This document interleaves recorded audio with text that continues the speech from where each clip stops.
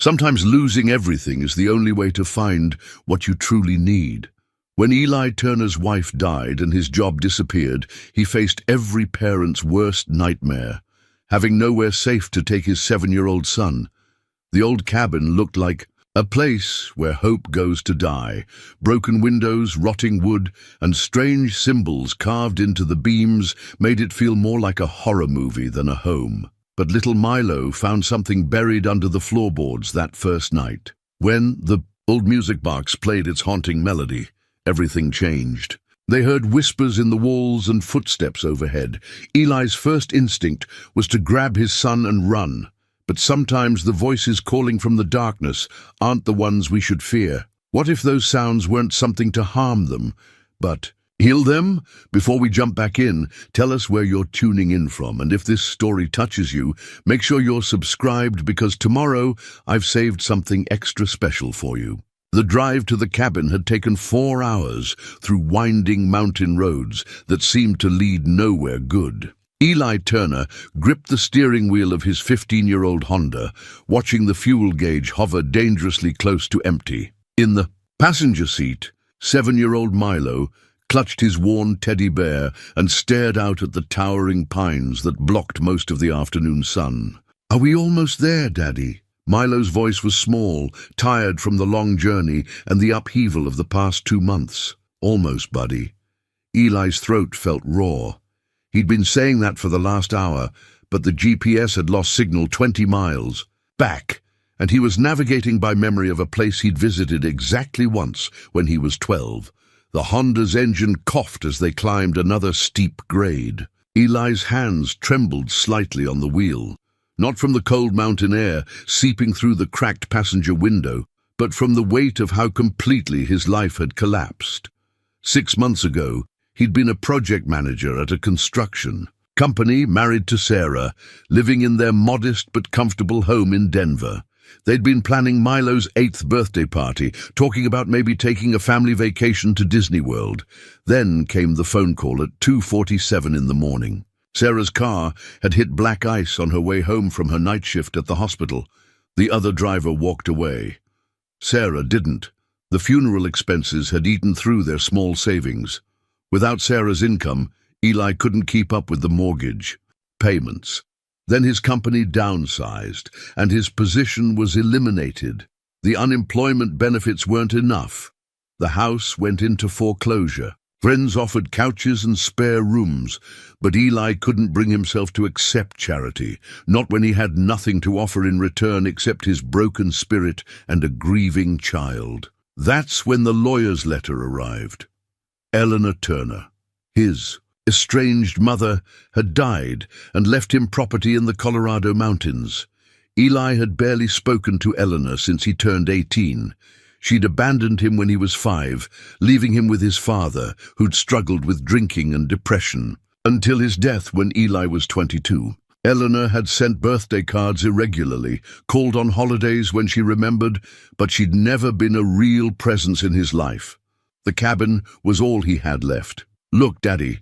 Milo pointed through the windshield as they rounded another curve. "Is that it?" Eli's heart sank. The structure ahead could barely be called a cabin anymore. It squatted in a small clearing like a wounded animal. Its roof partially collapsed on one end, windows boarded up or broken entirely. Vines and moss covered much of the exterior walls, and the front porch sagged so dramatically it looked like it might collapse if a squirrel ran across it. But it was theirs. It was the only thing between them and sleeping in the car. Eli pulled to a stop in front of the cabin, the Honda's engine ticking as it cooled. The silence of the forest pressed in around them. No traffic, no neighbors, just the whisper of wind through pine needles and the distant call of a bird Eli couldn't identify. "It looks like a fairy tale house," Milo said, and Eli was grateful for his son's ability to find wonder in the bleakest situations. "Like where the woodcutter lives?" "Yeah, buddy, it does." Eli forced a smile. "Come on, let's take a look inside." The front door was unlocked, a detail that should have comforted Eli but somehow didn't. The heavy wooden door creaked open on Rusty hinges, revealing an interior that was somehow both better and worse than he'd expected. Better because the structure seemed sound despite its appearance, with thick log walls and hand-hewn beams that spoke of quality craftsmanship. Worse because of the strange symbols carved into those beams, spirals and interconnected circles that made Eli's skin crawl for reasons he couldn't name. The main room was larger than it had appeared from outside, with a stone fireplace dominating one wall and built-in shelves lining another. Dust motes danced in the shafts of sunlight that slipped through the boarded windows. The air smelled of old wood, dried herbs, and something else, something that reminded Eli of his childhood, though he couldn't place what. Daddy, look at all. The books. Milo had discovered the shelves, which were filled with volumes on subjects Eli wouldn't have expected. Midwifery, herbal medicine, child psychology, local history. His mother had been a nurse when he was young, but these books suggested interests and knowledge he'd never known she possessed. Eli moved to the kitchen area, separated from the main room by a long wooden counter. The appliances were old, but appeared functional. A hand-pumped water well stood near the back door, and when Eli tested it, clear water flowed freely. The electricity was off, but the main panel looked newer than the rest of the house. "Daddy, there's stairs," Milo called. From across the room, a narrow staircase led to what Eli assumed was a loft bedroom. "Can I go up?"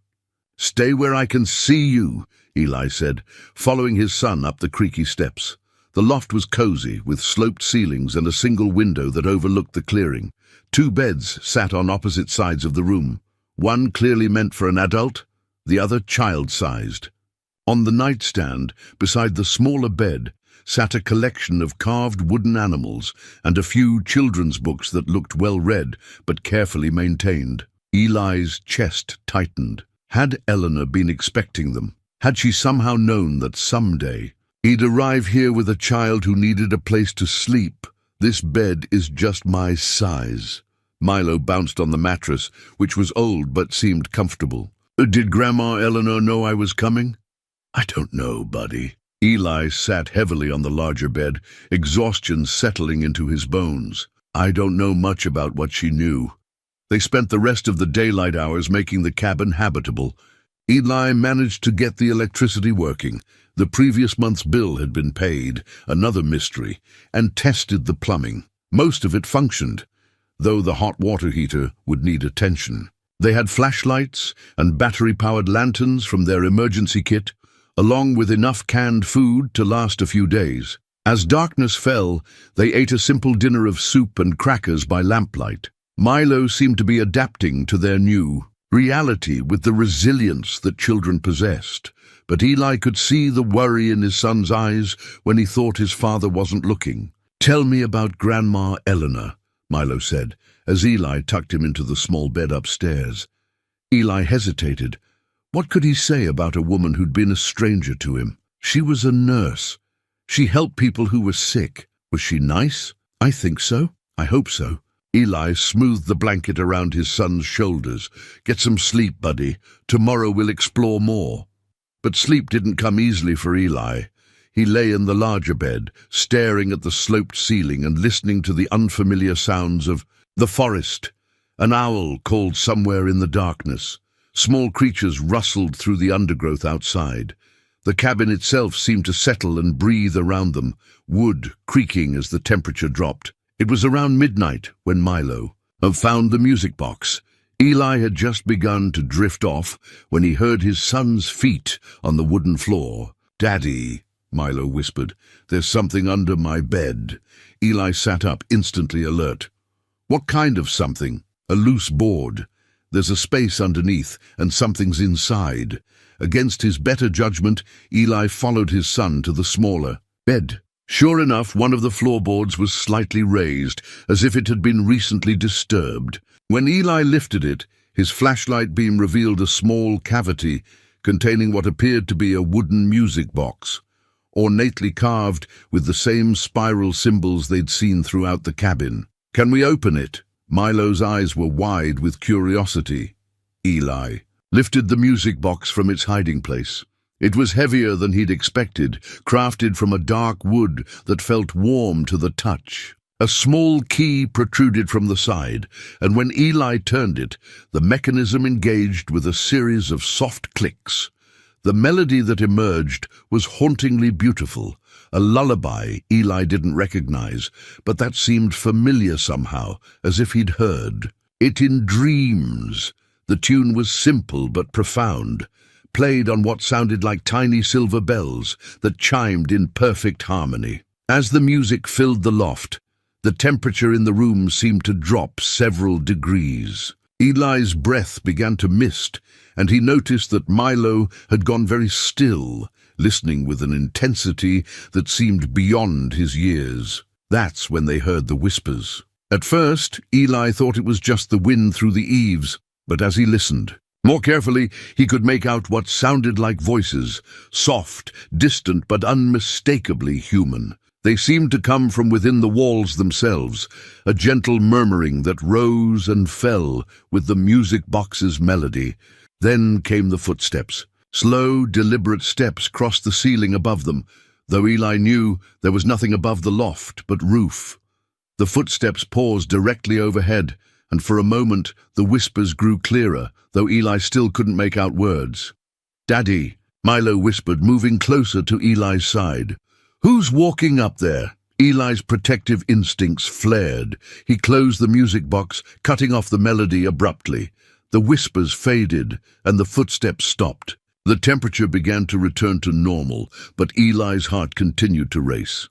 "I don't know," he said, wrapping his arm around his son, "but we're going to find out." Even as he spoke the words, a part of Eli wanted to pack up their few belongings and drive away immediately. But where would they go? This cabin, strange and unsettling as it was, represented their only chance at stability. And something in the music box's melody, in the gentle nature of those whispers, made him think that whatever presence shared this space with them wasn't necessarily hostile. As they settled back into their beds, Eli made a decision. Tomorrow, he would begin investigating his mother's life, her connection to this place, and the secrets it obviously held. He owed it to Milo to provide a safe home, and he owed it to himself to finally understand the woman who had given birth to him but remained a mystery until the day she died. The music box sat on the nightstand between their beds, silent now, but somehow still resonating with the echo of its ethereal melody. In the morning, Eli would examine it more closely.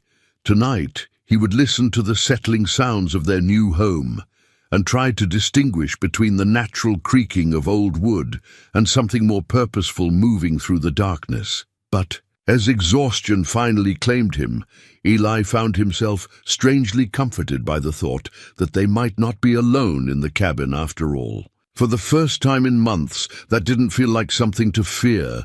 Outside, the forest kept its vigil, and somewhere in the walls of the cabin, the whispers continued, too soft for sleeping ears to hear, but carrying messages of welcome, protection, and a love that had transcended death itself. Morning came with weak sunlight filtering through the boarded windows and the sound of Milo's labored breathing. Eli woke to find his son burning with fever, his small face flushed and damp with perspiration. The music box sat exactly where they'd left it the night before, but something felt different about the cabin, as if their discovery had awakened something that had been waiting. "Daddy, I don't feel good," Milo whispered, his voice hoarse and weak. Eli pressed his palm to his son's forehead and felt his stomach drop. The fever was dangerously high. In their old life, this would have meant a trip to the emergency room, but the nearest hospital was probably hours away through mountain roads that his failing Honda might not survive. He searched the cabin desperately for a first aid kit, finding only an old thermometer that confirmed what he already knew. Milo's temperature was 104 degrees. Panic clawed at Eli's chest as he realized how truly isolated they were. No cell phone signal, no landline, no neighbors within shouting distance. "Stay right here, buddy," Eli said, though Milo seemed too weak to move anyway. "I'm gonna find..." Something to help. The cabin's medicine cabinet yielded nothing but empty bottles and expired prescriptions with Eleanor's name.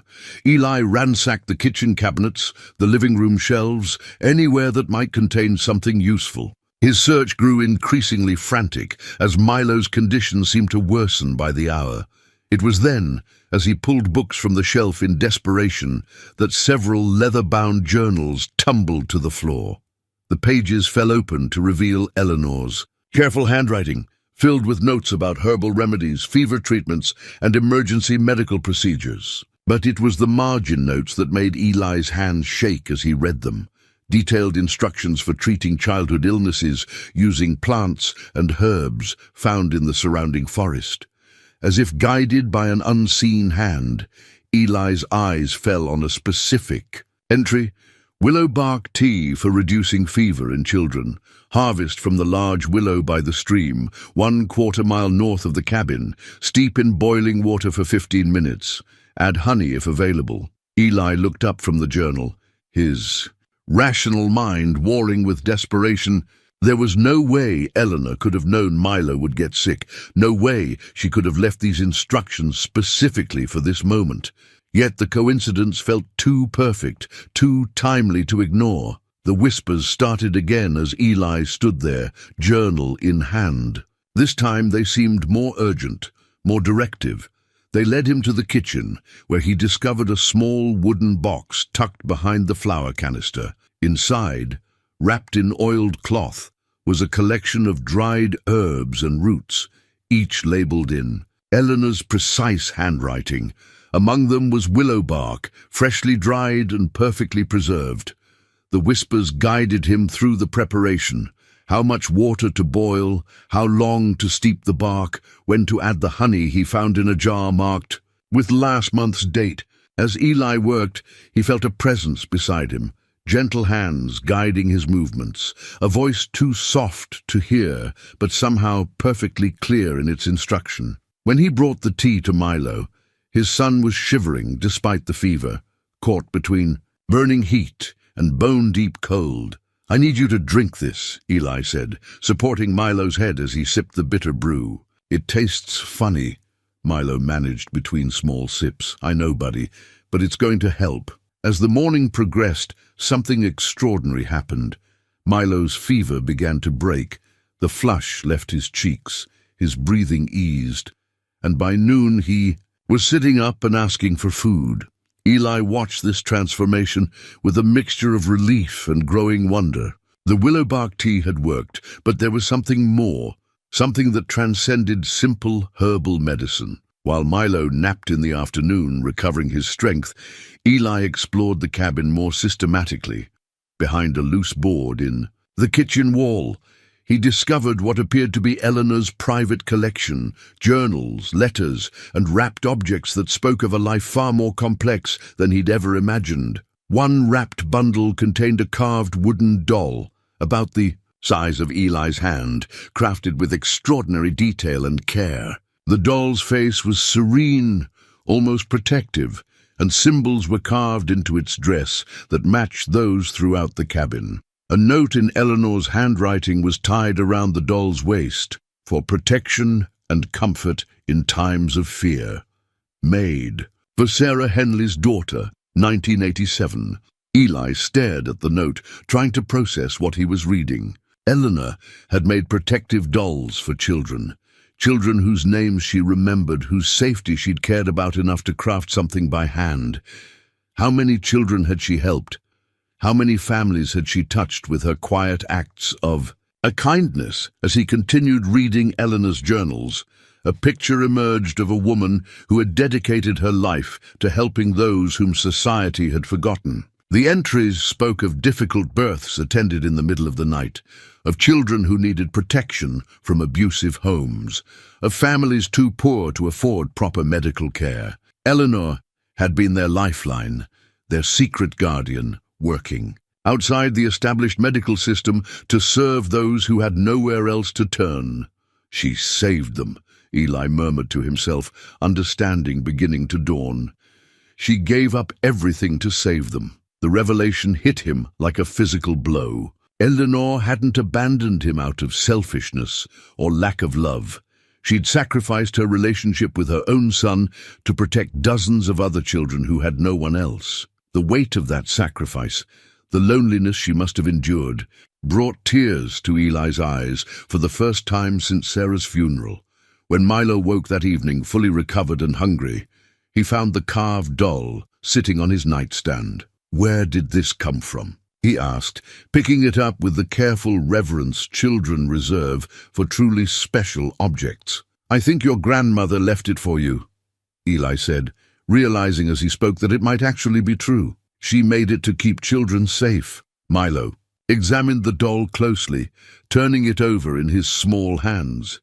"She feels warm," he said, "like she's alive." That night, as they prepared for bed, the supernatural activity in the cabin intensified.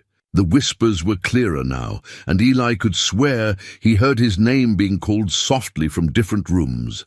But instead of fear, he felt an overwhelming sense of protection and love. The same feeling he'd had when his own mother would check on him during childhood illnesses, back in the days before everything went wrong between them. "Daddy," Milo said as Eli tucked him in, "I think Grandma Eleanor is here. I think she's the one who helped me get better." Eli sat on the edge of the small bed, looking down at his son, who clutched the carved doll against his chest. "What makes you think that?" "I dreamed about her while I was sick. She had grey hair and kind eyes, and she sang me the song from the music box. She told me she was sorry she couldn't take care of you when you were little, but she's going to take care of us now." The simple acceptance in Milo's voice, the matter-of-fact way he spoke about communicating with the dead, should have alarmed Eli.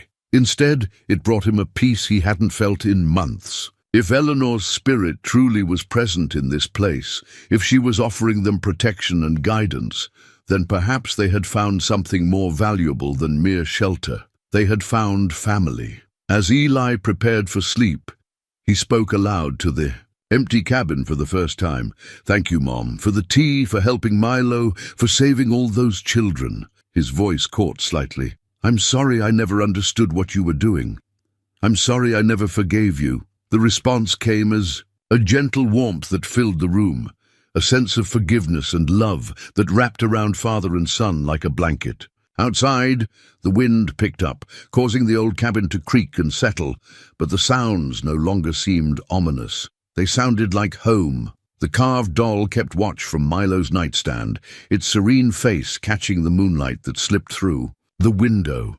And somewhere in the walls, in the spaces between the logs, Eleanor Turner continued her vigil, no longer alone, no longer carrying the burden of protection by herself. She had family to help her now, and a legacy to pass on to the son who had finally come home. The morning after Milo's recovery brought an unexpected gift, a box of tools sitting on the front porch.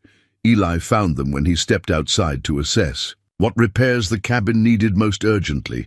The toolbox was old but well-maintained, filled with hammers, saws, screwdrivers, and other implements that looked like they'd been crafted by someone who understood quality workmanship. A note was tucked under the toolbox, written in shaky handwriting. "These belonged to Eleanor. She'd want you to have them. Martha Hendricks, next cabin over, about 2 miles through the East Trail."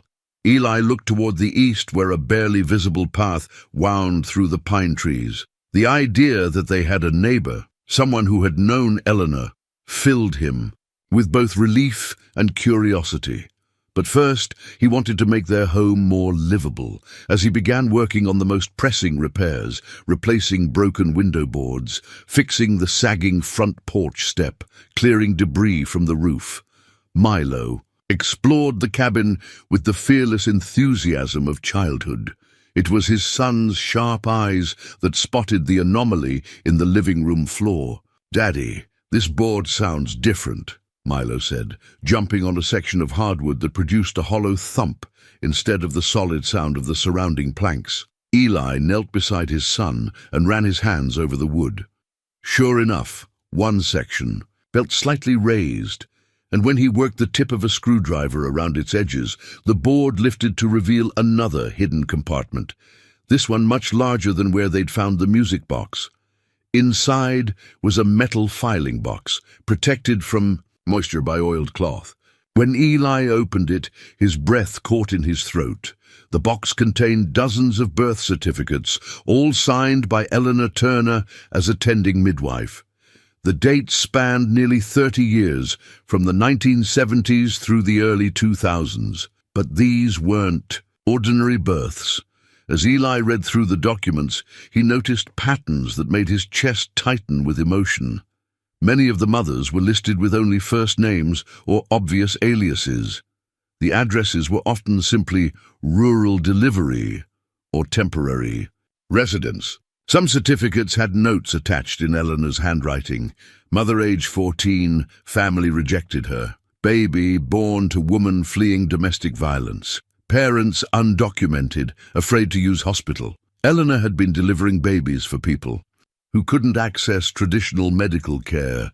Teenagers kicked out by their families, undocumented immigrants, victims of domestic violence, anyone whom society had pushed to the margins. She'd given these children legal proof of their existence and their mothers a safe place to bring new life into the world. "How many babies, Daddy?" Milo asked, leaning against Eli's shoulder as they sat on the floor surrounded by documents. Eli counted carefully. 63, he said, his voice filled with wonder. Your grandmother helped bring 63 babies into this world.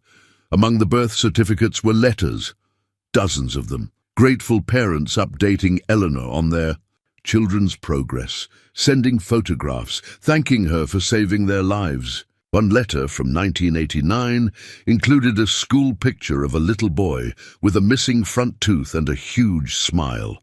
The note read, "Tommy graduated kindergarten with honors. You saved us both, Eleanor. I'll never forget." Another letter, more recent, contained a wedding invitation. Maria Santos, born Maria Turner, delivered by you in 1978. Cordially invites Eleanor Turner to celebrate her wedding. I took your last name because you were the first person to believe I deserved to exist. Eli had to stop reading as tears blurred his vision. The woman he'd resented for abandoning him had been creating families, protecting the vulnerable, ensuring that children born in desperate circumstances had a chance at life and dignity. She'd used her own last name for children whose parents couldn't provide one, had given them her identity when they had nothing else. She was like a superhero, Milo said quietly. But instead of fighting bad guys, she helped babies get born. Yeah, buddy, she was exactly like a superhero. That afternoon, Eli decided to walk the East Trail to find Martha Hendricks. The path was well-worn despite being overgrown, winding through dense forest that felt ancient and protective. After about half an hour of walking, he spotted smoke rising from a chimney and emerged into a clearing where a tidy log cabin sat surrounded by a vegetable garden. Martha Hendricks was in her 70s, with silver hair pulled back in a practical, ebon eyes that held the sharp intelligence of someone who'd seen much of life. She was tending to her tomato plants when Eli approached, and she looked up with a smile that seemed to already know who he was. "You must be Eleanor's boy," she said, straightening up and wiping her hands on her apron. "You look just like her when she was younger. How's that little one of yours?" "Better, thanks to something Eleanor left behind," Eli said. "I wanted to thank you for the tools. Eleanor would have wanted you to have them. She was always talking about you, wondering how you were doing, worrying about whether you'd forgiven her." Martha's expression grew gentle but serious. "She never stopped loving you, you know. Never stopped hoping you'd understand someday why she had to make the choices she did." They sat on Martha's porch, drinking sweet tea and talking about Eleanor. As the afternoon light filtered through the pine needles, Martha had been Eleanor's closest friend, and sometimes her only confidant during the hardest years. People came to her from all over the county, Martha explained. Word got around in the places that mattered. Women's shelters, migrant worker camps, trailer parks where folks couldn't afford doctors. Eleanor never turned anyone away, never asked for payment from those who couldn't afford it. She delivered Babies in the back of pickup trucks in motel rooms, sometimes right here in this cabin. Why didn't she work with the hospitals? Why keep it secret? Martha's expression grew sad. Because the hospitals wouldn't treat the people Eleanor was helping. Undocumented women were afraid they'd be reported to immigration. Teenagers were, and terrified their parents would find out. Women running from abusive husbands couldn't risk being found through medical records. Eleanor became their safe harbor. But what about me? What about her own son? That's the hardest part to understand. Martha said gently, Eleanor believed that keeping you away from this life would protect you. She thought if she stayed in your life, eventually her work would put you in danger. Some of the men these women were running from, they weren't the kind to forgive or forget. As the sun began to set, Martha walked Eli partway back through the forest. There's something else you should know, she said as they reached a fork in the trail. Eleanor kept records of everyone she helped, not just the birth certificates. Everything. Where they went, how they were doing, whether they needed more help. She created a whole network of protection that lasted long after the babies were born. What happened to all of that? It's still in the cabin somewhere. Eleanor was very careful about hiding important things. She said if anything ever happened to her, the records would help whoever came after her continue the work. That evening, as Eli and Milo shared a simple dinner by lamplight, Eli found himself looking at his son with new understanding. Milo had Eleanor's eyes, not just their color, but their compassionate intelligence, their ability to see the good in difficult situations. Perhaps the gift Eleanor had given up her relationship with Eli to protect was now passing to the next generation. Tomorrow we'll do some more exploring, Eli told his son as they prepared for bed. I think your grandmother left us a treasure map. To find gold? Milo asked hopefully. Eli smiled, thinking of all those birth certificates, all those letters. Of gratitude, all the lives Eleanor had touched and saved. Something better than gold, buddy, something much more valuable. Martha returned the next morning with a basket of fresh bread and vegetables from her garden, but more importantly, she brought stories. As she helped Eli continue his repairs on the cabin, she shared memories that painted a picture of Eleanor as the heart of an invisible community, one that existed in the shadows of society but blazed with fierce love and protection. Show him the map, Eleanor, Martha said quietly to the empty air, as if she were accustomed to speaking to spirits. Then she turned to Eli with a matter-of-fact expression. She wants you to check behind the stone in the fireplace. The one, shaped like a heart. Eli followed Martha's gaze to the massive stone fireplace. Among the river rocks that formed its structure, one stone did indeed resemble a heart, positioned at about shoulder height. When he pressed against it, the stone shifted slightly, revealing a space behind it, just large enough for a rolled document. The paper that emerged was thick and hand-drawn, clearly the work of someone who understood both the local geography and the need for absolute secrecy.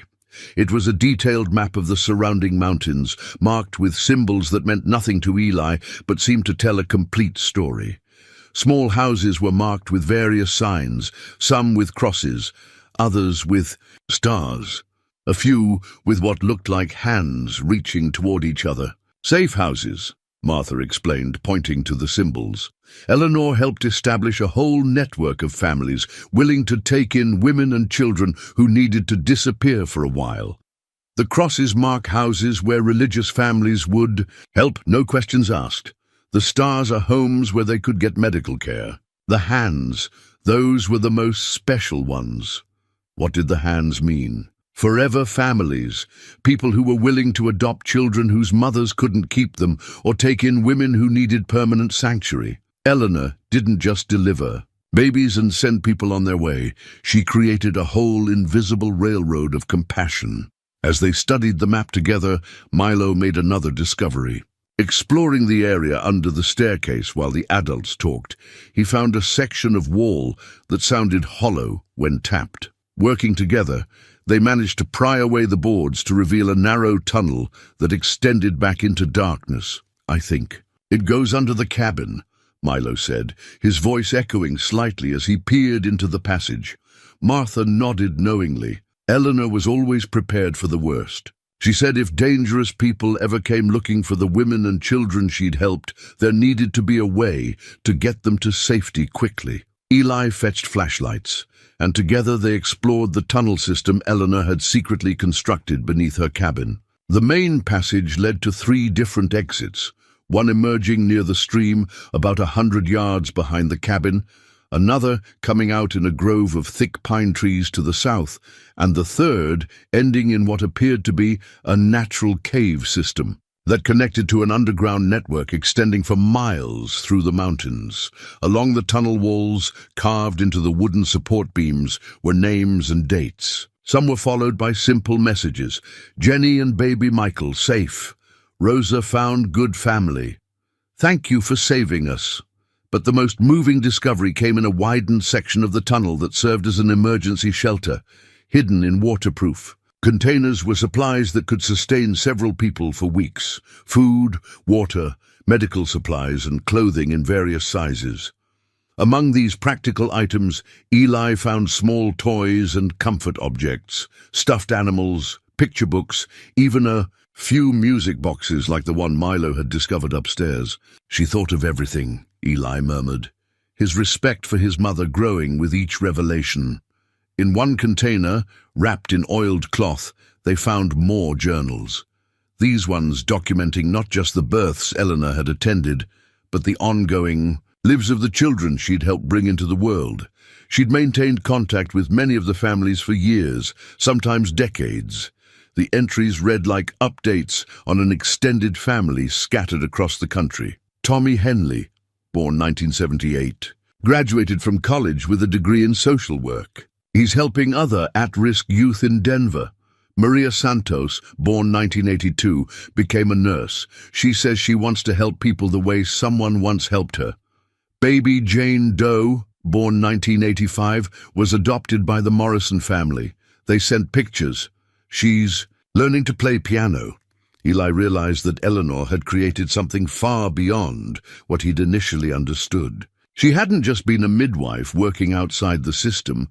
She'd been the architect of hope for people who society had written off. Every child she'd helped deliver, every woman she'd sheltered, every family she'd connected, became part of a growing network of mutual support and protection. How many people knew about all this? Eli asked Martha as they emerged from the tunnel system. More than you might think, fewer than needed to. Eleanor was very careful about who she trusted completely, but she had allies everywhere.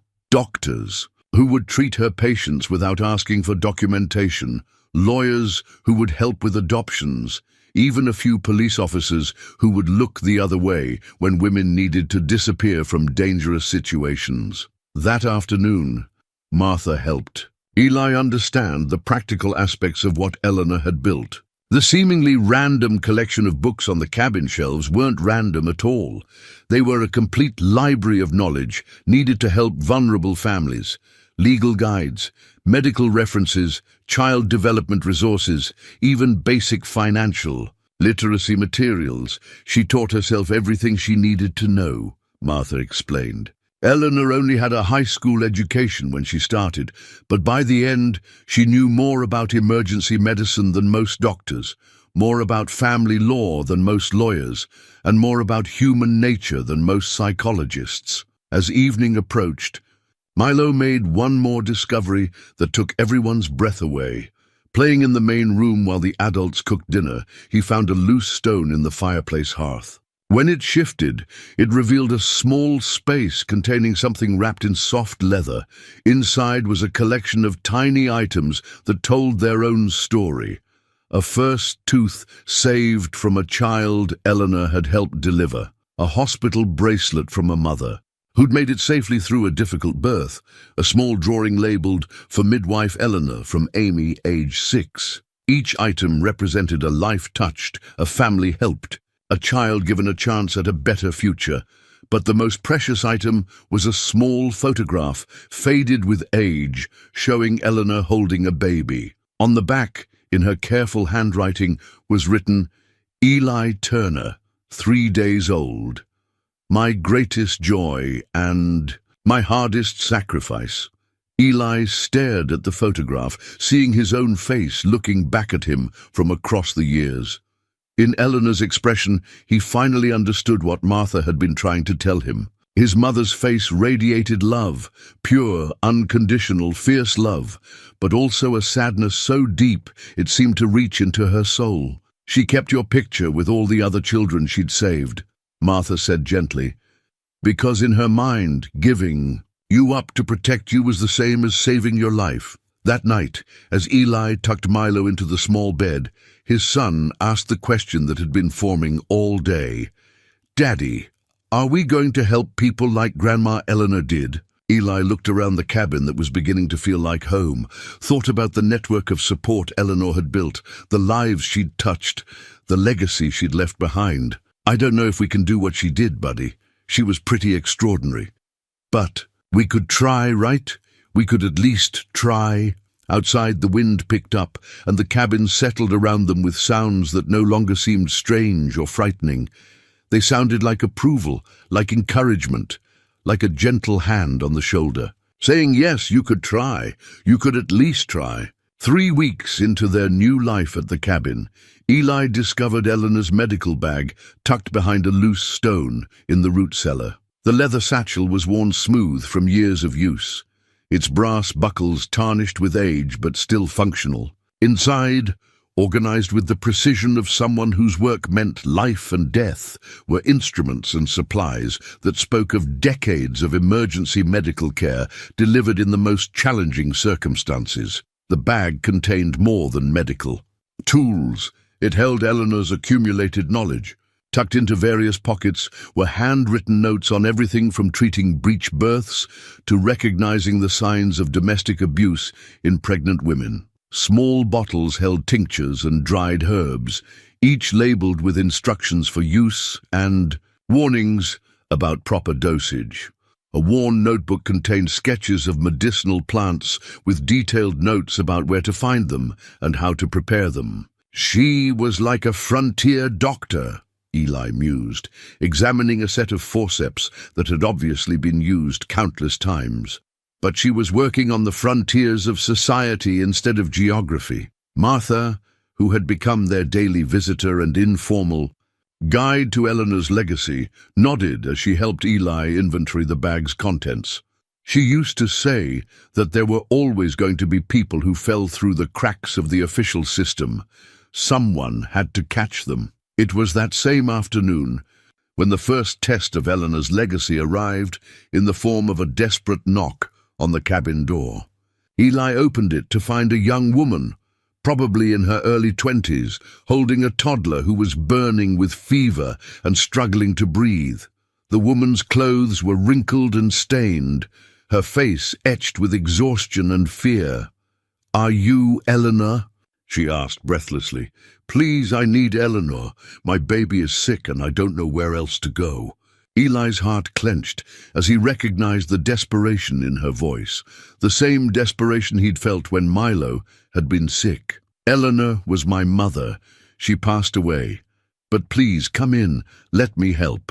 The woman, who introduced herself only as Carmen, explained through tears that her 18-month-old son Miguel had been sick for 2 days. She had no health insurance, no documentation, and no money for a hospital visit.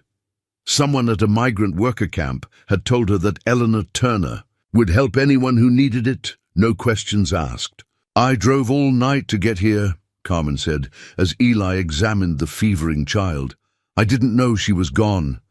Eli felt the weight of his mother's legacy settling on his shoulders. Miguel's symptoms matched descriptions he'd read in Eleanor's journals: high fever, difficulty breathing, signs of a respiratory infection that could become dangerous without treatment. The rational part of his mind screamed that he wasn't qualified to help, that he should convince Carmen to find a real doctor. But another part of him, a part that seemed to carry Eleanor's voice, whispered instructions. He found himself reaching for the medical bag, his hands moving with a confidence that felt borrowed from another time, another set of hands that had done this work for decades. Following Eleanor's notes and guided by what felt like intuition, but might have been something more, Eli prepared a steam treatment using eucalyptus oil from the medical bag. He showed Carmen how to create a humidity tent using blankets and a pot of boiling water,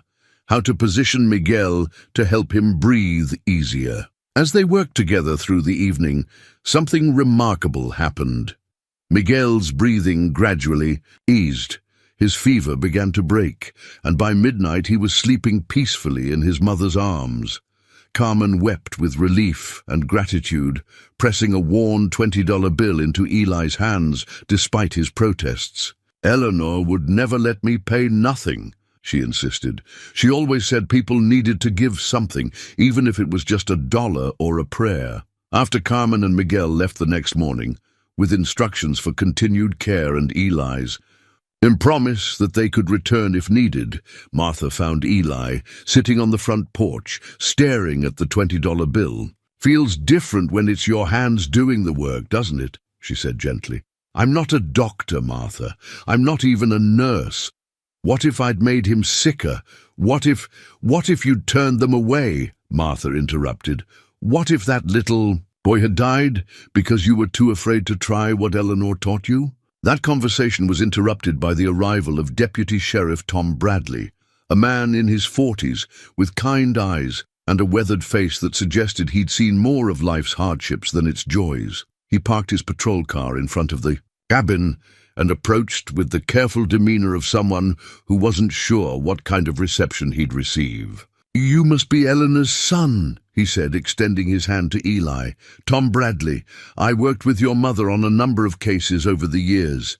Eli shook the deputy's hand, uncertain what this official visit might mean. But Tom's next words surprised him. "I came to warn you and to ask for your help."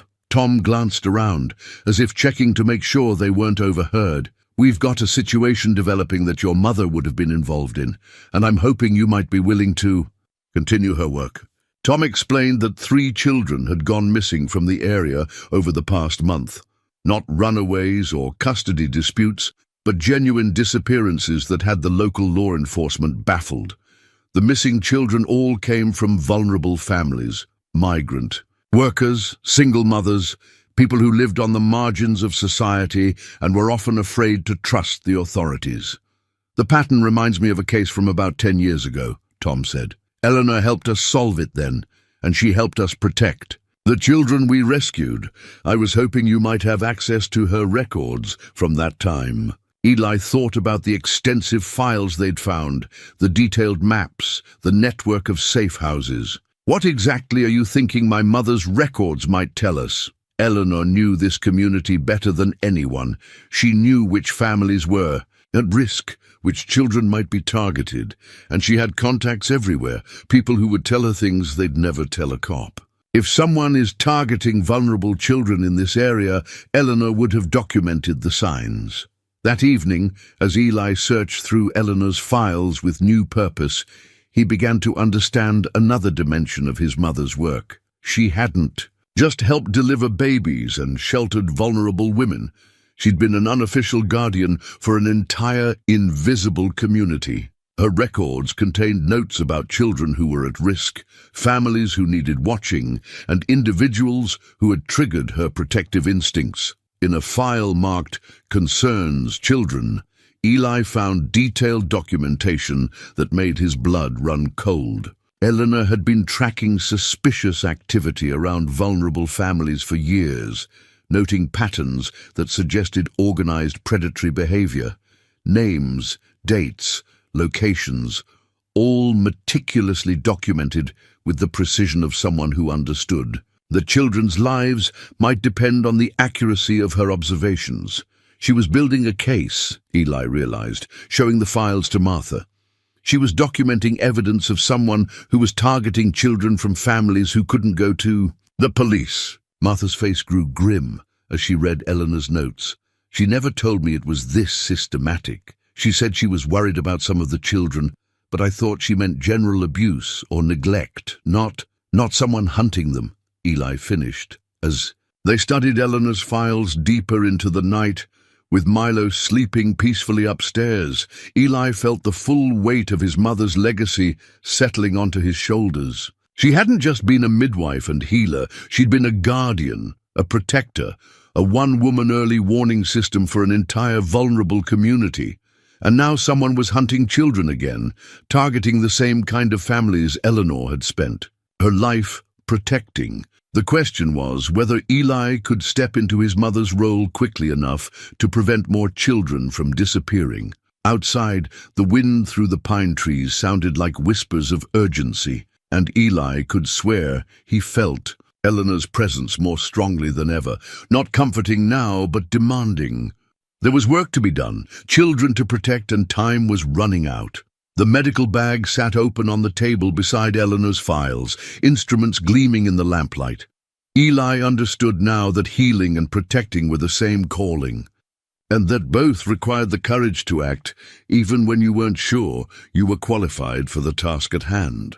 The silver locket was hidden in the most unexpected place, sewn into the lining of Eleanor's old winter coat, which Eli had found hanging in a bedroom closet that seemed untouched by time. He'd only discovered it by accident when Milo knocked over the coat while playing, and the heavy lining had torn slightly, revealing the glint of metal beneath the fabric. When Eli carefully cut away the threads that had held the locket in place, for who knows how many years, his hands trembled as he opened the delicate clasp.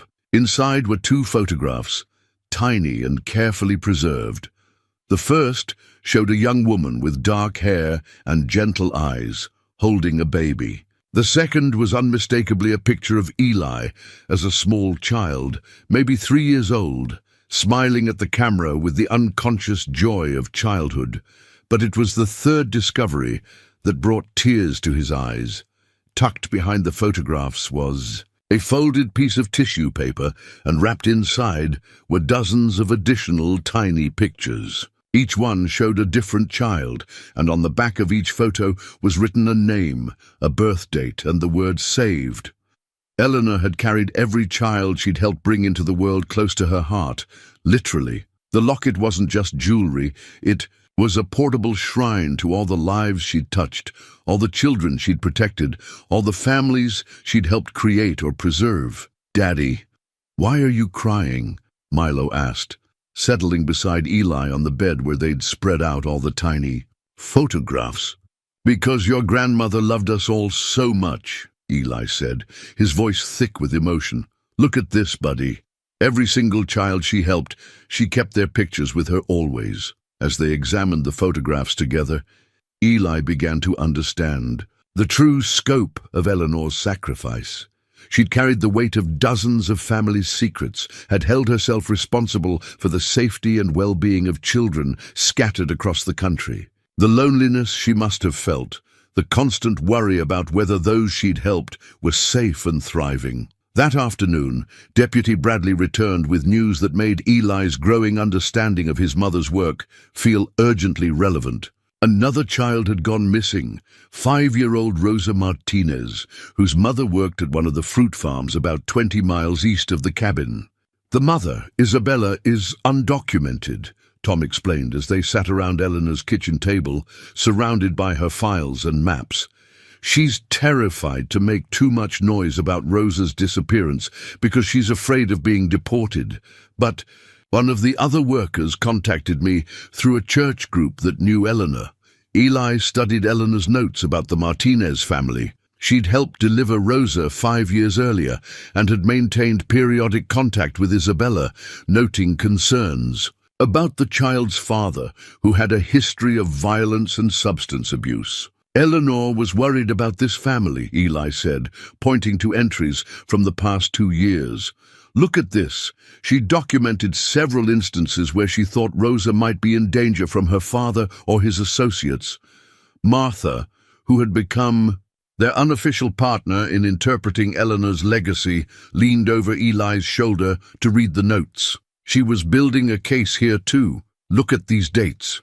Every time Isabella showed up with unexplained injuries, every time Rosa seemed frightened or withdrawn, As they worked through Eleanor's documentation, a pattern emerged that chilled Eli to the bone.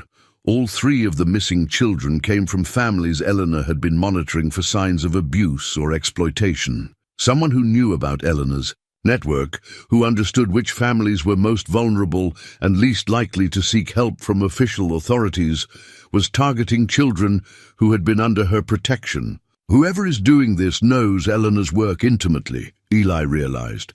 They're using her own compassion against the people she tried to protect. The supernatural activity in the cabin intensified that evening, as if Eleanor's spirit was agitated by the threat to children she'd spent her life safeguarding. Milo, who had become increasingly sensitive to his grandmother's presence, woke several times during the night, reporting dreams where Eleanor was trying to show him something important.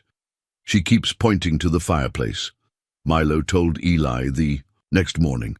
"But not the stones we already found, something else." Following his son's guidance, Eli examined the fireplace more carefully than they had before. High up on the mantel, carved into the wood so subtly that it was almost invisible unless you knew to look for it, was a small symbol, a hand reaching toward a star. When Eli pressed on the symbol, a section of the mantel shifted, revealing a narrow compartment containing a single key and a note in Eleanor's handwriting. "For my son, when the children need protecting. The truth is, in the place where love lives forever."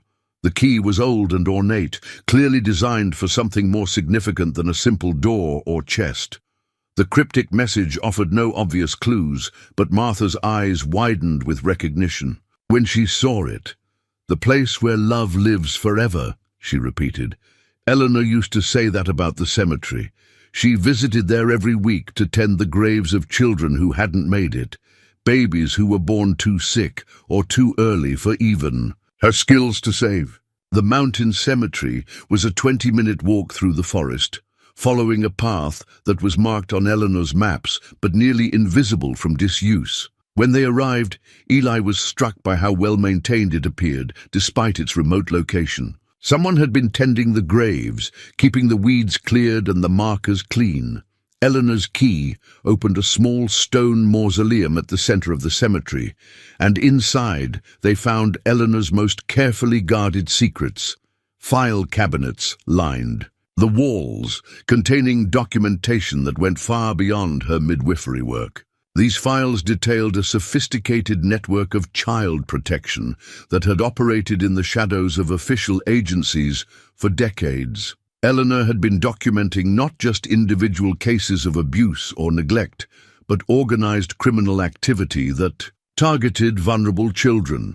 Her record showed connections between missing children, cases spanning multiple states and several years. Names, dates, locations, and most importantly, patterns that revealed a systematic operation preying on children, whose disappearances were unlikely to trigger extensive investigations. She was building a case against a network, Eli breathed, reading through files that documented evidence with the precision of a professional investigator. Not just one person, an entire operation.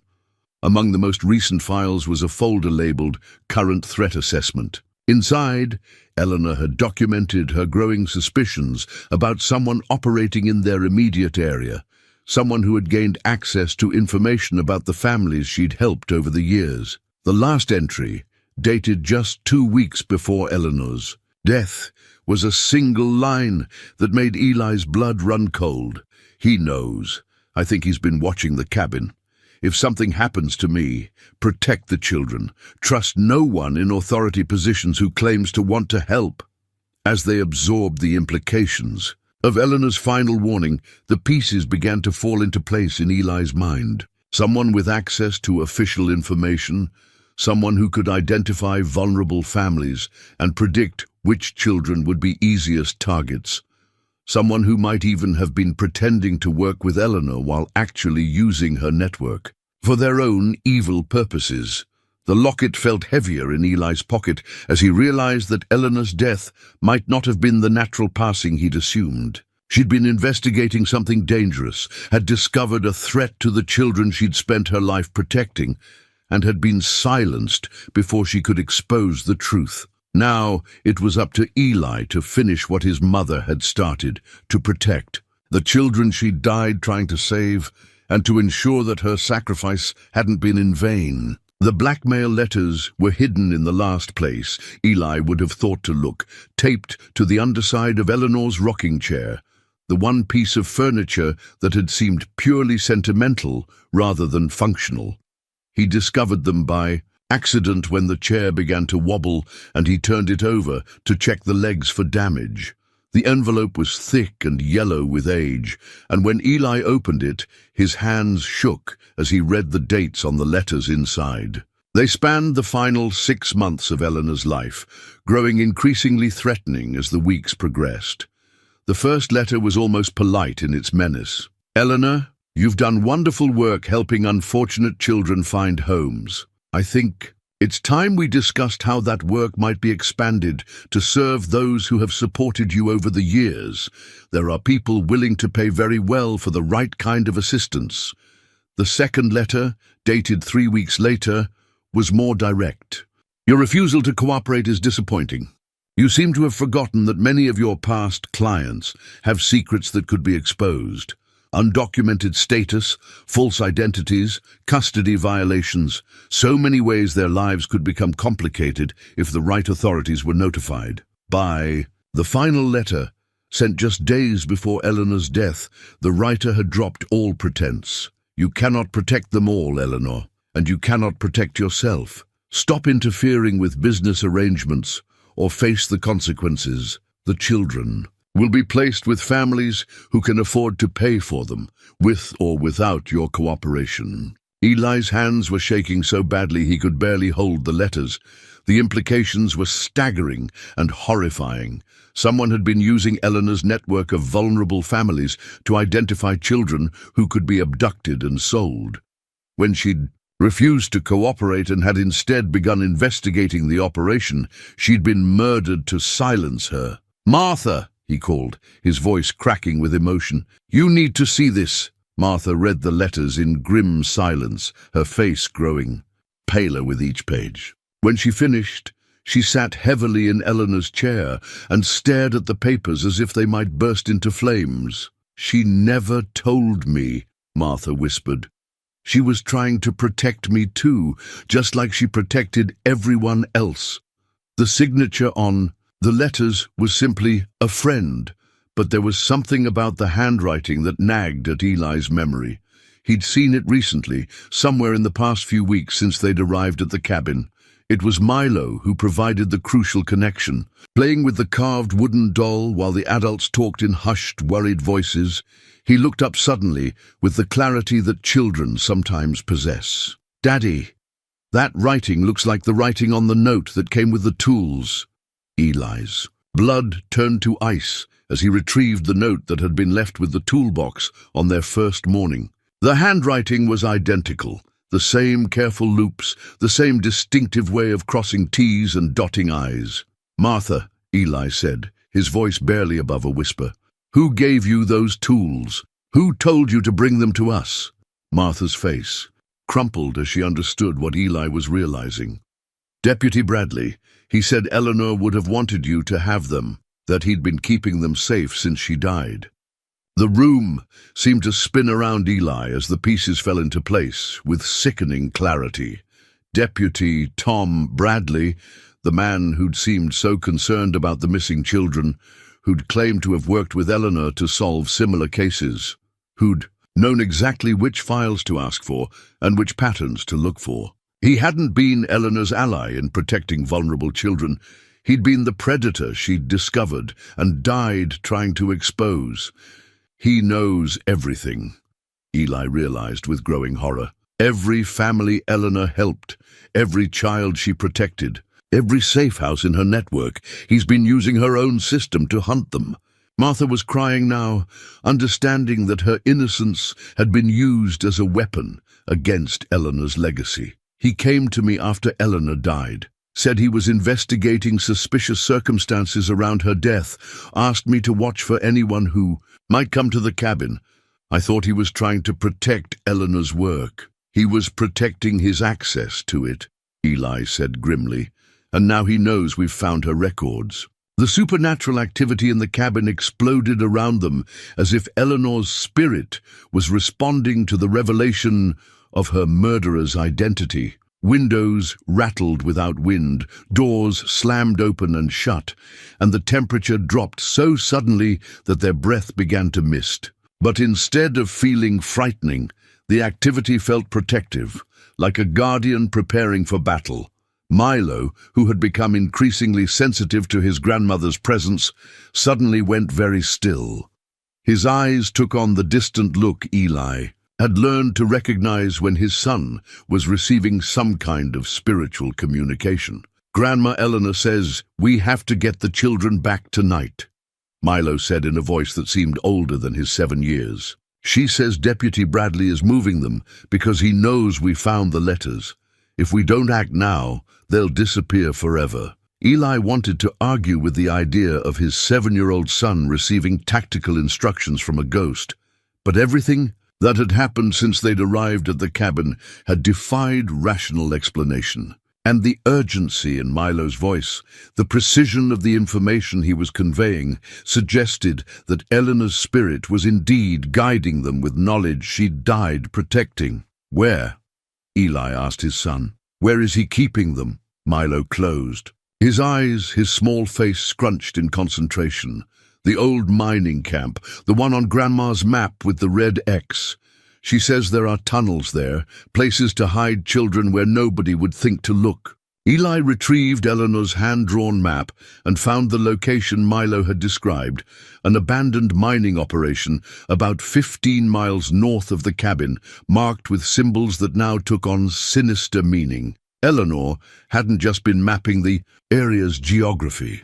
She'd been documenting every isolated location where someone could conceal criminal activity. "We have to call for help," Martha said. "Real police, FBI, someone who isn't..." "Who isn't what?" Eli interrupted. "How do we know Bradley doesn't have other accomplices in law enforcement? How do we know who else might be involved in this network?" Eleanor's final warning echoed in Eli's mind. Trust no one in authority positions who claims to want to help. She discovered that the very people who were supposed to protect children were the ones exploiting them, using their official positions to identify targets and cover up their crimes. As evening fell, Eli found himself preparing for something he'd never imagined, a rescue mission guided by his dead mother's spirit and assisted by his 7-year-old son's supernatural abilities. The medical bag that had once delivered babies and healed the sick now seemed like it might be used to treat children who had endured unthinkable trauma. Martha insisted on coming with them despite the danger, arguing that she owed it to Eleanor to help finish the work her friend had died protecting. "I failed her when she was alive," Martha said firmly. "I won't fail her now." They loaded Eleanor's truck, an old but reliable Ford that had been parked behind the cabin, with supplies from the emergency cache Eleanor had maintained: flashlights, first aid equipment, blankets, and food.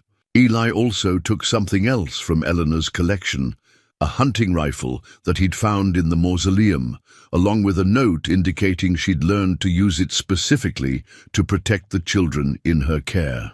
As they prepared to leave the cabin, possibly for the last time, Milo made one final connection to his grandmother's spirit. "She says to tell you she's proud of you, Daddy. She says you're becoming the man she always hoped you'd be." The old truck started on the first try, as if Eleanor's spirit was ensuring their mission would succeed. As they drove through the mountain darkness toward the abandoned mining camp, Eli felt the weight of his mother's legacy settling finally and completely onto his shoulders. He was no longer just Eleanor Turner's abandoned son seeking understanding of his past. He was the inheritor of her calling, the continuation of her work, and possibly the last hope for children who had been stolen from families that society had already forgotten. The hunt was about to become the hunted, and Eleanor Turner's son was coming to collect what her murderer owed. Eleanor's testament was hidden in the place that made the most sense once Eli understood the full scope of her work, inside the medical bag itself, sewn into a secret compartment in the leather lining. The hiding place was so cunningly crafted that it had escaped his notice during all his previous examinations of the bag's contents. He discovered it only when Milo, guided by what seemed to be Eleanor's direct intervention, pointed to a section of the bag where the leather appeared slightly thicker than elsewhere. When Eli pressed on the spot, it gave way to reveal a hidden pocket containing a sealed envelope marked, "For my son, when the time comes to finish what I started." The letter inside was written in Eleanor's careful handwriting, but the words carried the weight of someone who knew she was running out of time. "Eli, if you're reading this, then I am gone, and the children are in danger. I have spent the last year of my life gathering evidence against a network of people who use their positions of trust to exploit the most vulnerable families in our community. Deputy Tom Bradley is at the center of it, but he is not alone. County Judge Harold Morrison has been falsifying adoption records. Dr. Sarah Chen at Mountain View Medical Center has been identifying vulnerable pregnant women. Social worker Rebecca Walsh has been manipulating custody cases. They have turned the systems meant to protect children into hunting grounds. The evidence is all here: photographs, recorded conversations, financial records showing payments for private adoptions that were actually child trafficking. I've documented everything, but I need someone to ensure it reaches the right people. Someone they don't own, someone they can't silence. Bradley has been watching the cabin. I think he suspects what I've discovered. If something happens to me, know that it wasn't an accident. The children they've taken are being held at the old Sunset Mine Complex. There are underground chambers there that most people don't know exist. The entrance is through the abandoned foreman's office. Look for the mark of 3 interlocked circles carved above the doorframe. Trust no one in official positions until the network is exposed. But know that there are good people who will help. Martha. Hendricks has a pure heart, though she doesn't know the full truth. Dr. James Rodriguez at Denver Children's Hospital has been asking questions about suspicious adoption cases. FBI agent Lisa Park in the trafficking division can be trusted. She's been investigating similar networks in other states. Most importantly, remember that every child who has ever been helped by this cabin carries a piece of our family's love. With them, you are not alone in this fight. The spirits of all the children who found safety here will guide and protect you. Finish what I started, my son. Save the ones I couldn't. Make my sacrifice mean something. All my love, Mom. Attached to the letter were copies of documents that made Eli's stomach turn. Financial records showing large cash payments coinciding with children's disappearances. Photographs of the mining complex with detailed maps of the underground chambers, and most damning of all, recorded conversations where Bradley and his accomplices discussed their business arrangements with casual indifference to the children's suffering. Eleanor had been building an airtight case against the entire network. Her murder hadn't just been to silence her, it had been to prevent the exposure of a criminal enterprise that had been operating for years, using the very institutions meant to protect children as cover for their trafficking operation. She was so brave, Martha whispered as she read through Eleanor's evidence. She knew they would kill her, but she kept investigating anyway. As they drove toward the mining complex in Eleanor's truck, Eli felt the presence of his mother's spirit stronger than ever before. The cab of the truck seemed filled with whispered instructions: which route to take to avoid being seen, where to park to remain hidden, how to approach the mine entrance without triggering any security measures Bradley might have installed. Milo, strapped into the passenger seat beside his father, had become a conduit for information that defied rational explanation. Grandma. Eleanor says there are 4 children in the underground rooms, he reported with the matter-of-fact tone children use when discussing the impossible. Rosa Martinez, who we know about, and 3 others. A baby, a boy about my age, and a teenage girl. How does she know that? Eli asked. though he was beginning to accept that in this situation the source of information mattered less than its accuracy. She says the spirits of children who died before she could help them have been watching the bad people. They've been counting and remembering, waiting for someone to come save the living ones. The Sunset Mine complex squatted in a valley. Between two ridges, its buildings dark silhouettes against the star-filled sky. Eleanor's truck handled the rough mining roads with the sure-footedness of a vehicle that had traveled these paths before, and Eli realized that his mother had scouted this location personally during her investigation. They parked about half a mile from the main buildings, hidden behind a stand of pine trees that provided cover while giving them a clear view of the complex. Through binoculars Eleanor had kept in the truck, Eli could see light coming from the old foreman's office, exactly where Eleanor's letter had indicated the entrance to the underground chambers would be found. Two vehicles, Eli observed, focusing the binoculars on a pair of SUVs parked near the office building. Bradley's patrol car and something else, a black Suburban with government plates. Martha peered through her own set of binoculars. That could be the social worker Eleanor mentioned, or the judge. Someone official enough to transport children without raising suspicions. As they watched the complex developing their approach strategy, Eli felt the weight of the hunting rifle across his lap. He'd never shot anything larger than tin cans during his childhood visits to his father's family farm, but Eleanor's notes had included detailed instructions on the weapon's use, along with a grim reminder: sometimes protecting the innocent requires being willing to do violence to the guilty.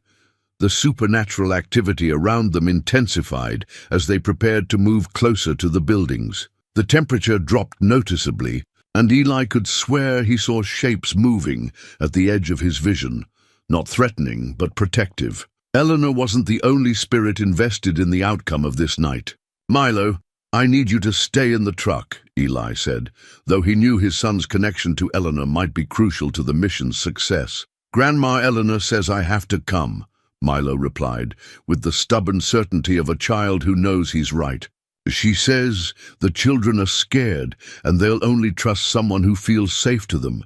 She says I'm the only one who can call to them without making them more afraid." Against every parental instinct, Eli found himself accepting his 7-year-old son as a necessary part of a dangerous rescue operation. But as they approached the foreman's office, moving carefully from shadow to shadow, he realized that Milo's presence did provide advantages beyond Eleanor's spiritual guidance. A child's footsteps made less noise, a child's silhouette was less threatening, and a child's voice calling softly to frightened victims would indeed seem less dangerous than adult strangers. The mark Eleanor had described, 3 interlocked circles, was carved into the wood above the office door, so worn with age that it would be invisible to anyone who wasn't specifically looking for it. But when Eli traced the symbol with his finger, he felt a slight depression in the wood that suggested the mark concealed some kind of mechanism. When he pressed on the center of the interlocked circles, a section of what appeared to be solid, a wall swung inward, revealing stairs that descended into darkness. The hidden entrance was so cleverly designed that it would be impossible to detect without knowing exactly where to look. "They've been using this place for a long time," Martha whispered as they stared down into the underground chambers. "This isn't something you build overnight." Voices drifted up from below. Adult voices engaged in conversation that sounded casual, businesslike, completely disconnected from the horror of what they were discussing. Eli caught fragments. "Buyer in California willing to pay extra for the baby. The Martinez girl is getting too much attention. Need to move them all by tomorrow night." The hunting rifle felt heavier in Eli's hands as the reality of what they were about to attempt settled over him. These weren't desperate people driven to crime by circumstances. They were calculating predators who had turned the exploitation of children into a profitable business. They would not surrender without a fight, and they would not hesitate to hurt anyone who threatened their operation. But as Eli looked at his son, who was listening to instructions that only he could hear. From his grandmother's spirit, he realized that they weren't facing this evil alone. Eleanor Turner had spent her life building networks of protection around vulnerable children, and even in death, she was mobilizing every resource at her disposal to save the ones her murderers had stolen.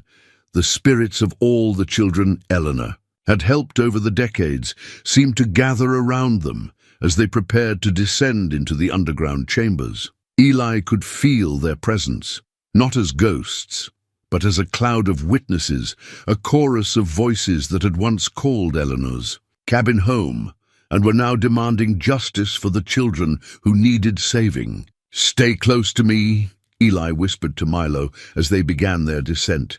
"Do exactly what Grandma Eleanor tells you, but don't take any risks." "She says not to worry, Daddy," Milo replied, with confidence that seemed impossible for someone his age. "She says this is what our family does. We save children." As they moved deeper into the mining complex's hidden chambers, following the sound of voices toward the imprisoned children, Eli felt the full weight of Eleanor's legacy settling onto his shoulders, not as a burden but as wings. He was no longer just a grieving widower trying to survive. He was Eleanor Turner's son, carrying forward work that was literally a matter of life and death. The hunt was about to end, and the hunted were about to discover what it meant to face a family whose calling was protecting the innocent. Eleanor's cross hung from a leather cord around Eli's neck, tucked beneath his shirt, where its weight pressed against his heart with each breath. He'd found it in the medical bag alongside her. Testament, a simple wooden cross carved with the same interlocked circles that marked so many of Eleanor's significant hiding places. The moment he'd put it on, the supernatural activity around him had intensified, as if Eleanor's protective presence had found a direct conduit to the physical world. Now, as they crept through the underground tunnels of the mining complex, the cross seemed to pulse with warmth, guiding them through passages that should have been pitch black, but somehow remained dimly visible, as if lit by a source that cast no shadows. The children were being held in what had once been equipment storage. Chambers, deep enough underground that their cries wouldn't carry to the surface. Eli could hear them now. The soft whimpering of the baby, the hushed conversation of older children trying to comfort each other in their terror. The sounds made his heart clench with a mixture of rage and determination that felt borrowed from Eleanor's own fierce protectiveness. 3 adults guarded the children, their voices carrying clearly through the stone passages as they discussed logistics with the casual indifference of people moving cargo rather than human beings. Deputy Bradley's voice was unmistakable, but the other 2, a woman with a sharp administrative tone and a man who spoke with the authority of someone accustomed to being obeyed, matched the descriptions in Eleanor's files of the social worker and judge who had corrupted their positions of trust. "The Turner boy is becoming a problem," the woman was saying, as Eli and Milo positioned themselves at the entrance to the main chamber. "He's asking too many questions, found too many of Eleanor's records." "I'll handle him tomorrow," Bradley replied with casual menace. "Make it look like an accident. Single father, new to the mountains, probably got lost hiking and fell down a cliff. Tragic, but believable. And the child? Orphan children are always in demand. He'll bring a good price." Eli felt the cross burn against his chest as rage flooded through him. These people weren't just trafficking children. They were planning to murder him and sell Milo to complete their crime. The casual way they discussed destroying his family, as if his son were nothing more than inventory, made him understand why Eleanor had been willing to die to stop them. Milo tugged on his father's sleeve, his eyes distant as he received instructions that only he could hear. "Grandma Eleanor says the children are in the far chamber," he whispered. "She says there's another way to reach them, through the old mine shaft that connects to the storage room. She can guide us there while the bad people are talking." Following Eleanor's spiritual directions relayed through his son, Eli discovered a narrow passage that led directly to where the children were imprisoned. The space had once been used to store mining equipment, but now it held 4 terrified young prisoners.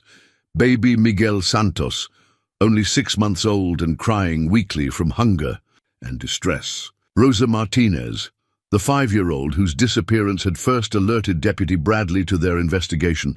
A boy named James Thompson, about Milo's age, who sat protectively over the baby. And a teenage girl named Sarah Chen, the doctor's own daughter, whose disappearance had probably been covered up as a runaway case. "It's okay," Milo whispered as they entered the storage chamber through the concealed entrance. "My daddy's here to help. Our grandma sent us." The children's eyes widened with a mixture of hope and disbelief. They'd been conditioned to expect only adults who meant them harm, but something in Milo's voice, some quality that seemed to carry Eleanor's own gentle authority, made them trust immediately. Sarah, the teenager, crawled toward them with tears streaming down her face. "Are you really here to help us? They said no one was looking for us, that no one cared what happened to us." "We care," Eli said simply, using Eleanor's medical bag to quickly assess each child's condition. "We're going to get you out of here and take you home." As Eli worked to prepare the children for evacuation, checking for injuries, wrapping the baby in blankets from the medical bag, helping James and Rosa steady themselves for the journey through the tunnels, the supernatural activity in the chamber reached a crescendo that even the non-sensitive children could perceive. The temperature dropped dramatically, and a presence filled the room that felt unmistakably protective and maternal.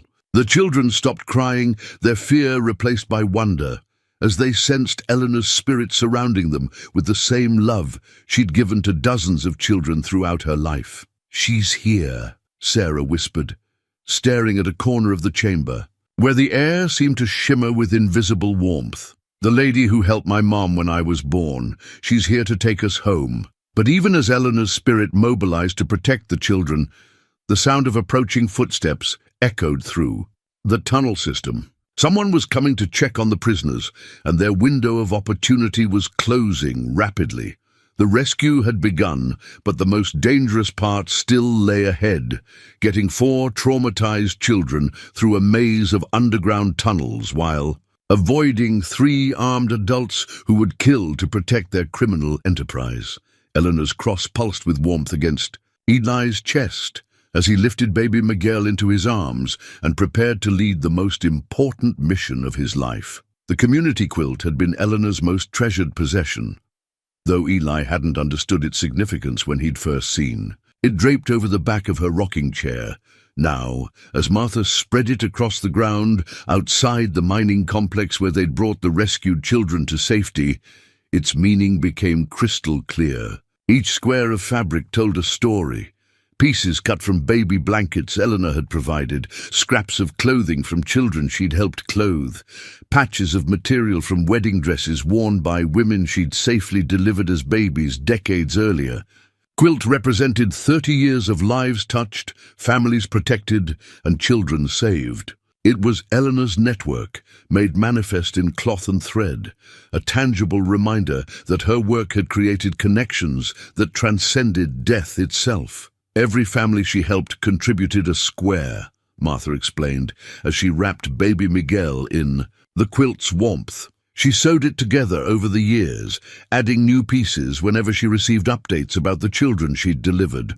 She said it reminded her that she was never working alone. The children huddled together under the quilt's protection while Eli prepared for the confrontation he knew was inevitable. Bradley and his accomplices had discovered their prisoners were gone, and their angry shouts echoed across the valley as they emerged from the mining complex, armed and desperate. But what they found waiting for them was not what they expected. Eleanor's network hadn't died with her. It had simply been waiting for the right moment to reveal itself. As Bradley and the others approached with their weapons drawn, vehicles began emerging from the forest surrounding the mine.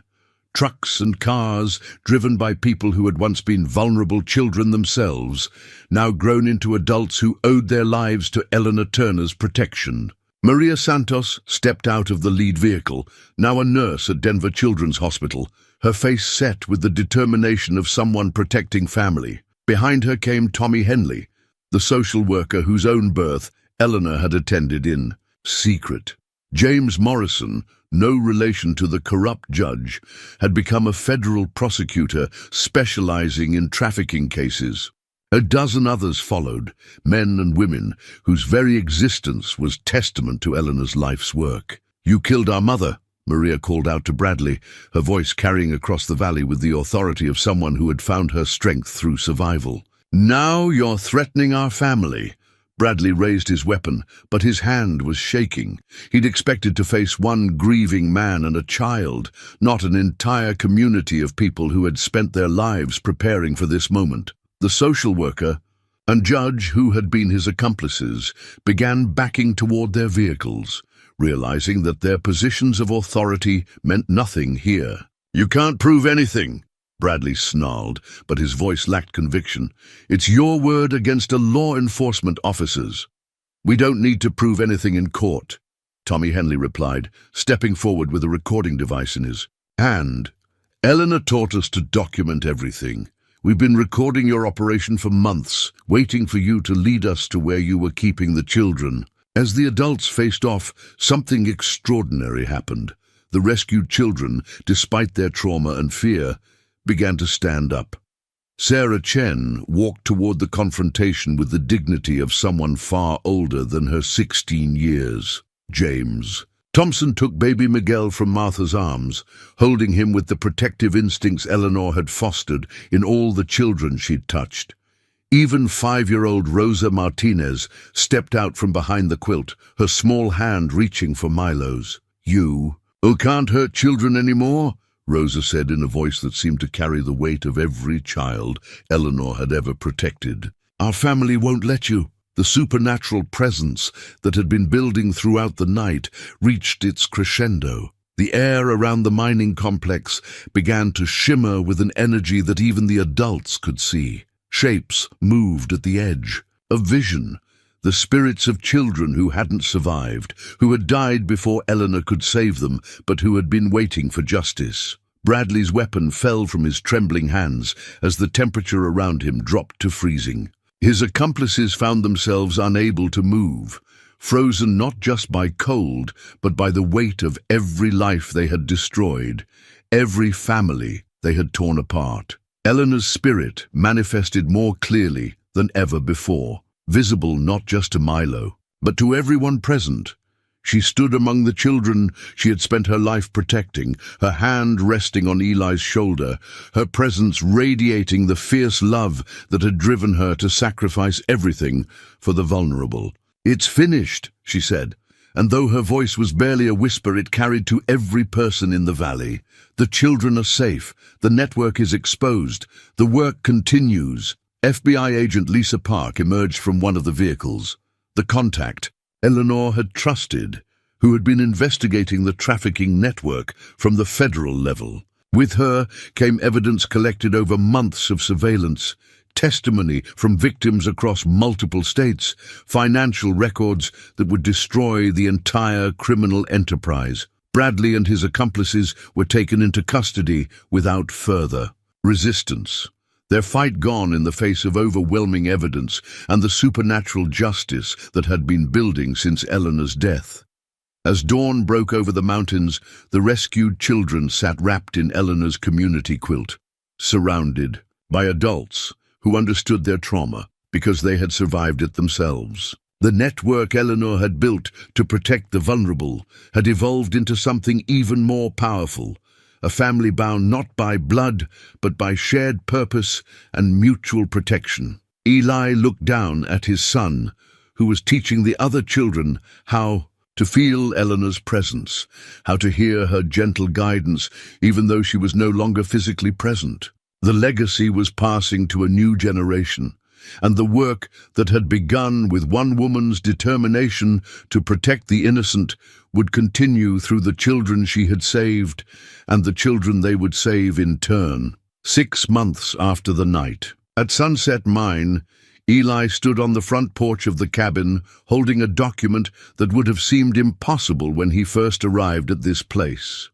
A new birth certificate. Not for a baby he'd helped deliver, though there had been several of those in recent weeks, but for Milo himself. A spiritual birth certificate, Martha had called it, documenting his son's transformation from a grieving child who'd lost everything into a young healer who helped other children find their way through trauma. The cabin had been completely restored, its rooms bright with natural light streaming through new windows, its walls no longer bearing mysterious symbols, but decorated with photographs of the families they'd helped over the past months. The strange carvings remained, but now Eli understood them as protective wards, blessings Eleanor had placed to ensure that love and healing would always find a home within these walls. The supernatural activity had settled into something gentle and comforting.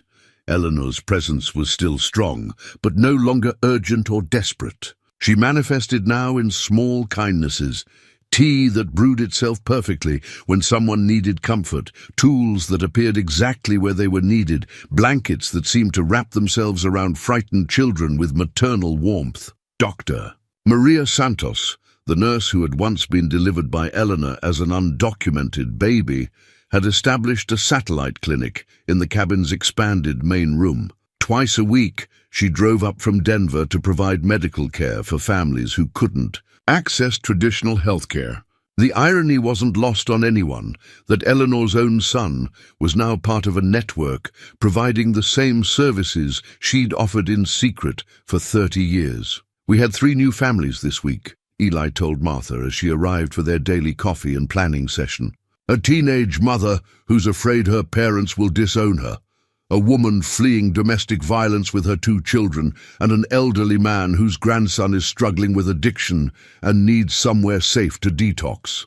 Martha smiled as she settled into Eleanor's rocking chair, which had become her unofficial throne for dispensing wisdom and coordinating the network's activities. At 74, she'd discovered a new purpose as the practical administrator of Eleanor's legacy, managing the safe houses, coordinating resources, and serving as the central communication hub for families scattered across multiple states. "Eleanor would be so proud," she said, looking around the cabin that had become the heart of a thriving community. "You've taken everything she built and made it stronger, more sustainable." The change in Milo had been the most remarkable transformation of all. The frightened, grieving child who'd arrived at the cabin 6 months earlier had evolved into a young person with extraordinary empathy and healing abilities that seemed to bridge the natural and supernatural worlds. He could calm traumatized children with a touch, could sense when someone was in danger before they knew it themselves, and could communicate with Eleanor's spirit with the ease of talking to any living relative. "Daddy, Mrs. Rodriguez called," Milo announced, bouncing into the cabin with the energy of a healthy 7-year-old who no longer carried the weight of unprocessed grief. "Her baby is coming early, and she wants to know if we can help." Eli reached for Eleanor's medical bag, which had become as familiar to him as any tool of his former profession. Over the past months, guided by Eleanor's journals and Martha's memories, he'd learned skills he'd never imagined possessing. He wasn't a licensed midwife, but he'd successfully attended 4 births when professional medical care wasn't available or safe for the families involved. "Tell her we'll be there in an hour," Eli said, checking the bag's supplies with the automatic efficiency of someone whose work had become second nature. "And ask Martha to contact Dr. Santos. Mrs. Rodriguez might need backup if there are complications." Drive to the Rodriguez farm took them through mountain roads that had become as familiar as city streets had once been. In the passenger seat, Milo chatted with Eleanor's spirit about the upcoming birth, relaying information that would help them prepare for any challenges they might encounter. "Grandma Eleanor says the baby is in a hurry to meet his family," Milo reported. "She says he's going to be fine, but Mrs. Rodriguez is scared because her husband is working away and she's alone." 3 hours later, Eli held another new life in his hands, a healthy baby boy whose first breath was taken in the safety of his family's home, surrounded by people who understood that sometimes the most profound healing happened outside the The boundaries of official institutions. Mrs. Rodriguez wept with joy and relief as her son was placed in her arms. And Eli felt the same overwhelming sense of purpose that must have driven Eleanor through 30 years of this work. "What will you name him?"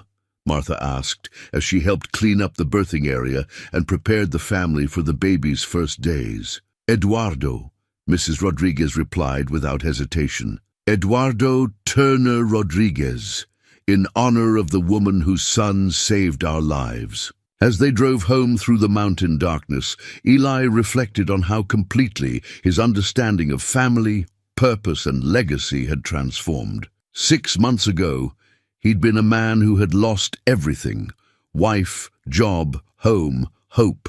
Tonight, he was returning to a cabin filled with love and purpose, carrying forward work that connected him to every child who had ever needed protection, every family who had ever required sanctuary. "Are you happy, Daddy?" Milo asked as they turned into their driveway, where warm light spilled from the cabin windows Martha had left burning for their return.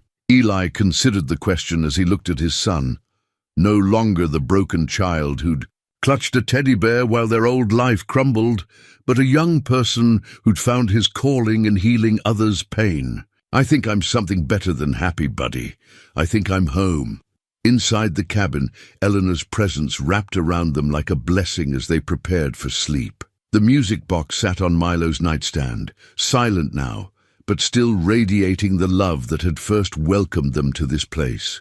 Tomorrow would bring new families who needed help, new children who required protection, new opportunities to continue the work that had begun with one woman's decision to save lives that society had written off. Eleanor Turner's legacy lived, not in monuments or official recognition, but in the breathing proof of every life she'd touched, every child she'd saved, and every family her sacrifice had made possible. The cabin in the mountains remained a sanctuary where love conquered fear, where healing transcended the natural world, and where losing everything had led to finding what they truly needed, each other, and the sacred work of protecting those who had nowhere else to turn. Sometimes the things that shake us most aren't the ones we should fear. Sometimes they're the ones that transform us into who we were always meant to be.